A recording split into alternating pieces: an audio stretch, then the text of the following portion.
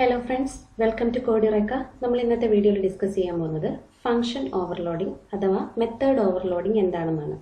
Function overloading എന്ന് പറഞ്ഞാലും method overloading എന്ന് പറഞ്ഞാലും സെയിം മീനിങ് ആണ്. ഓക്കെ, അപ്പോൾ അത് എക്സാമ്പിൾ വെച്ച് പറയുന്നതിന് മുമ്പേ ഫംഗ്ഷൻ ഓവർലോഡിംഗ് എന്താണെന്ന് അറിഞ്ഞിരിക്കണം. ഇപ്പോൾ ജാവയിൽ രണ്ടോ അതിൽ കൂടുതലോ മെത്തേഡിന് ഒരേ നെയിമും പക്ഷേ ഡിഫറെൻറ്റ് നമ്പർ ഓഫ് പാരാമീറ്റേഴ്സും ആണെങ്കിൽ അതിനാണ് ഫംഗ്ഷൻ ഓവർലോഡിംഗ് എന്ന് പറയുക. അതായത് സപ്പോസ് എക്സാമ്പിൾ പറഞ്ഞാൽ ഇപ്പോൾ അഡീഷൻ എന്ന് പറഞ്ഞൊരു മെത്തേഡ് ഉണ്ട്. രണ്ടിൽ കൂടുതൽ മെത്തേഡ് അഡീഷൻ എന്നുള്ള പേര് തന്നെ ഉണ്ട്, പക്ഷെ പാരാമീറ്റേഴ്സ് ഡിഫറെൻ്റ് ആയിരിക്കും. പാരാമീറ്റേഴ്സ് ഡിഫറെൻ്റ് എന്ന് പറയുമ്പോൾ ഇവിടെ പറഞ്ഞിട്ടുണ്ട് different number of parameters.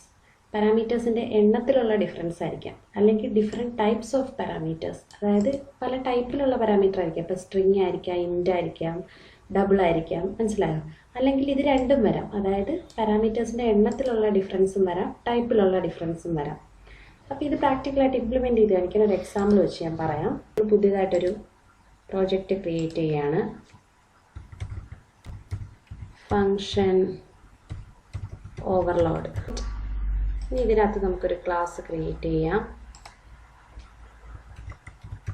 Overload example എന്ന് കൊടുക്കാം. പബ്ലിക് സ്റ്റാറ്റിക് വോയിഡ് മെയിൻറ്റെയിൻ ചെയ്യാം. ഇപ്പോൾ ഓവർലോഡ് എന്ന് പറഞ്ഞൊരു ക്ലാസ് ക്രിയേറ്റ് ആയിട്ടുണ്ട്. ഇനി നമുക്ക് എങ്ങനെയാണ് ഓവർലോഡിങ് നോക്കാം. ഫംഗ്ഷൻ ഓവർലോഡിങ്ങും മെത്തേഡ് ഓവർലോഡിങ്ങും രണ്ടും പറഞ്ഞാൽ അതിന് സെയിം മീനിങ് ആണ് കേട്ടോ. ഇനി ഞാൻ വേറൊരു ഫംഗ്ഷൻ എഴുതാണ്, സം എന്നുള്ളത്. സം എന്ന് പറഞ്ഞൊരു ഫംഗ്ഷൻ എഴുതാം. Public static void sum. അതിനകത്ത് ഞാൻ രണ്ട് പാരാമീറ്റേഴ്സിനെ വാങ്ങിക്കുന്നുണ്ട്, int A comma int b. രണ്ട് ഇൻറ്റിജറാണ്. ഓക്കെ, ഇനി ഇതിനകത്ത് ഞാനിതിനെ ആഡ് ചെയ്യുകയാണ്. ആഡ് ചെയ്തിട്ട് ആ വാല്യൂവിനെ ഞാൻ റിട്ടേൺ ചെയ്യുന്നു എന്ന് വിചാരിക്കുക. ഇപ്പോൾ സാധാരണ നമ്മളെങ്ങനെ ഒരു വേരിയബിളിനകത്തോട്ട് ഇപ്പോൾ int C equals A plus B എന്ന് കൊടുക്കും, എന്നിട്ട് റിട്ടേൺ സി എന്ന് കൊടുക്കും അല്ലേ? ഇങ്ങനെയാണ് സാധാരണ റിട്ടേൺ ചെയ്യുന്നത്. അതായത് ഇവിടെ ഇപ്പോൾ ഒരു എറർ കാണിക്കുന്നുണ്ട്. അതെന്താണെന്ന് വെച്ചാൽ റിട്ടേൺ ടൈപ്പ് ഇൻറ്റ് ആക്കണം എന്നാണ്. ഞാനിവിടെ റിട്ടേൺ സ്റ്റേറ്റ്മെൻറ്റ് കൊടുത്താലും നമ്മളിവിടെ വോയിഡ് എഴുതാൻ പാടില്ല. ഇൻറ്റോ അല്ലെങ്കിൽ സ്ട്രിങ്ങോ ഏതാണ് അതിൻ്റെ ടൈപ്പ് എന്ന് വെച്ചാൽ. അപ്പോൾ ഞാൻ ഇത് ക്ലിക്ക് ചെയ്ത് കൊടുക്കുമ്പോൾ ഓട്ടോമാറ്റിക്കായിട്ട് മാറും. ഇപ്പോൾ ഇൻറ്റിജർ അല്ലേ, അപ്പോൾ എൻ്റെ റിട്ടേൺ ടൈപ്പ് ഞാൻ ഇൻറ്റാക്കി.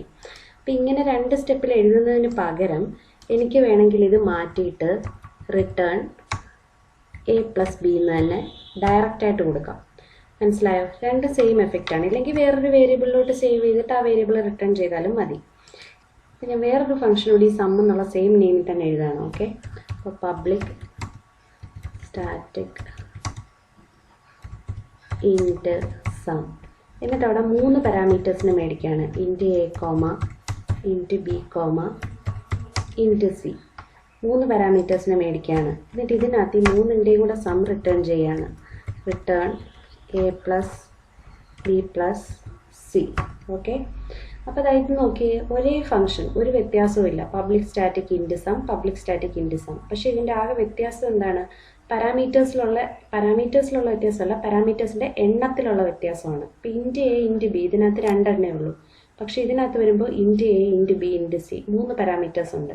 ഇതിനകത്ത് ചെയ്തിരിക്കുന്ന ഒരേ കാര്യമാണ്, പാരാമീറ്റേഴ്സിനെ ആഡ് ചെയ്തിരിക്കുന്നത്. ഇനി ഞാൻ എന്ത് ചെയ്യാണ്, ഈ വോയിഡ് മെയിനിങ് ഈ ഫംഗ്ഷനെ കോൾ ചെയ്യാണ്. അപ്പോൾ എങ്ങനെയാണ് സം ഓഫ്, ഇപ്പോൾ സം എന്ന് വിളിക്കണം എന്നുണ്ടെങ്കിൽ, ഇപ്പോൾ ആദ്യത്തെ ഫംഗ്ഷനെയാണ് നമുക്ക് കോൾ ചെയ്യണമെന്നുണ്ടെങ്കിൽ രണ്ട് പാരാമീറ്റേഴ്സ് പാസ് ചെയ്ത് കൊടുക്കണം അല്ലേ?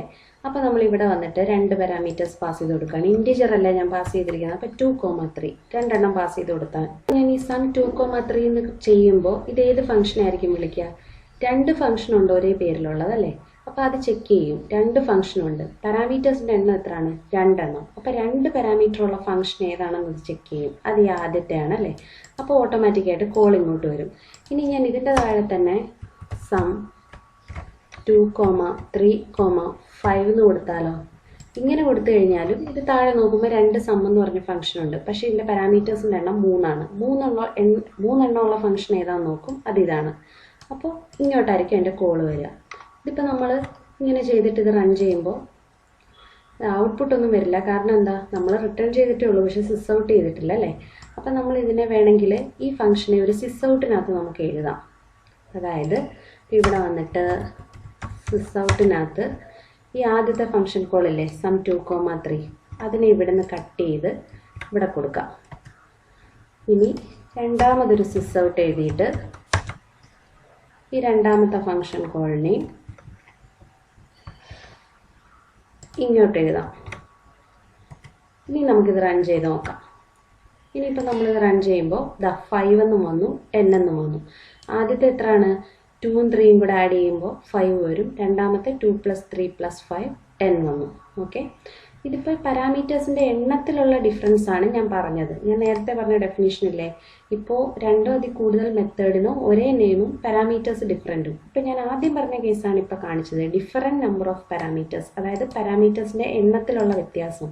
ഇവിടെ 2 പാരാമീറ്റർ ഉള്ളായിരുന്നു, ഇവിടെ 3 പാരാമീറ്റർ ഉണ്ട്. അപ്പോൾ ഇതാണ് ഫസ്റ്റ് കേസ്.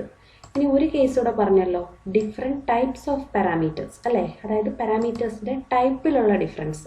അതെന്താണെന്ന് കാണിച്ചു തരാം. അപ്പം ഞാൻ ഇതേ ഫംഗ്ഷനെ തന്നെ ഒന്നുകൂടെ കോപ്പി പേസ്റ്റ് ചെയ്ത് എഴുതാണ്, ഒന്നുകൂടെ ടൈപ്പ് ചെയ്ത് കൊടുക്കണ്ടല്ലോ. ഇവിടെ ഇപ്പം ഞാൻ കൊടുക്കുകയാണ്, ഇപ്പം എൻ്റെത് ഇൻറ്റിന് പകരം സ്ട്രിങ് കൊടുക്കുകയാണ്. സ്ട്രിങ് കൊടുത്തിട്ട് ഇവിടെ നമുക്കങ്ങ് കളയാം. എന്നിട്ട് സ്ട്രിങ്ങിനെ പാസ് ചെയ്യാണ്, string S comma string S1 എന്ന് കൊടുക്കുകയാണ്. ഓക്കെ, ഇതിപ്പോൾ ഒരു ഫംഗ്ഷൻ കൊടുക്കുകയാണ്. ഇപ്പോൾ ഇത് ABC ഇവിടെ എറർ കാണിക്കും. അപ്പം നമുക്കിത് കളയാം. എന്നിട്ട് ഈ സ്ട്രിങ് നമുക്ക് കോൺകാറ്റിനേറ്റ് ചെയ്ത് അയക്കാം. സ്ട്രിങ് തമ്മിൽ ആഡ് ചെയ്താൽ അത് തമ്മിൽ കോൺകാറ്റിനേഷനാണ് നടക്കുന്നതെന്ന് ഞാൻ ഇതിന് മുമ്പത്തെ വീഡിയോയിൽ പറഞ്ഞിട്ടുണ്ട്. സ്ട്രിങ് ടു ഇൻറ്റിജർ എന്നുള്ള വീഡിയോയിൽ പറഞ്ഞിട്ടുണ്ട്, ലിങ്ക് ഐ ബട്ടണിലുണ്ട്. അപ്പോൾ ഇതിനകത്ത് ഞാൻ ജസ്റ്റ് S+S1 എന്ന് കൊടുക്കുകയാണ്. അപ്പോൾ എന്താണ്, സ്ട്രിങ് പാസ് ചെയ്യുന്നത് തമ്മിൽ കോൺകാറ്റിനേറ്റ്, അതായത് ആഡായി തിരിച്ച് റിട്ടേൺ ആവും. ഓക്കെ, ഇനി ഇവിടെ ഞാൻ പഴയതുപോലെ തന്നെ ഫംഗ്ഷനെ വിളിക്കുകയാണ്. അപ്പോൾ എങ്ങനെയാണ്, sysout സം ഓഫ്, നമ്മുടെ ചാനലിൻ്റെ പേര് തന്നെ കൊടുക്കാം, code next one eureka, code eureka എന്ന് കൊടുക്കാം. സേവ് ചെയ്യാം. ഇനി ഞാൻ ജസ്റ്റ് ഒരെണ്ണം കൂടെ കാണിക്കാം. കാണിച്ചത് ഇൻറ്റിജറിൻ്റെ ആയിരുന്നു, അപ്പോൾ സ്ട്രിങ് പാസ് ചെയ്തപ്പോൾ കാണിച്ചു. ഇനി ഞാൻ പറഞ്ഞത് അതിൻ്റെ ഡിഫറെൻറ്റ് ടൈപ്സ് ഓഫ് പാരാമീറ്റേഴ്സ് എന്നല്ലേ. ഇനി ഈ സ്ട്രിങ്ങിൻ്റെ കൂടെ ഒരു ഇൻറ്റിജർ കൂടെ വന്നാൽ എങ്ങനെയായിരിക്കും, ഒരു ഇൻറ്റിജർ വാല്യൂ കൂടെ കൊടുക്കാം, ഇൻറ്റ് n എന്ന് കൊടുക്കാം. അപ്പോൾ എന്താണ്, ഇവിടെ ഒരു എറർ വരും. കാരണം എന്താ, ഇവിടെ 2 പാരാമീറ്റേഴ്സേ പാസ് ചെയ്തിട്ടുള്ളൂ, ഇവിടെ ഒരു ഇൻറ്റിജർ കൂടെ വാങ്ങിക്കുന്നുണ്ടല്ലേ. അപ്പോൾ നമുക്കിവിടെ കോമ ഇട്ടിട്ട് 100 ജസ്റ്റ് വെറുതെ കൊടുക്കുകയാണ്, 100 എന്ന് കൊടുക്കാം. മുമ്പത്തത് ഇൻറ്റിജർ മാത്രമായിരുന്നു, ഇപ്പോൾ ഇൻറ്റിജറും സ്ട്രിങ്ങുമാണ് അല്ലേ.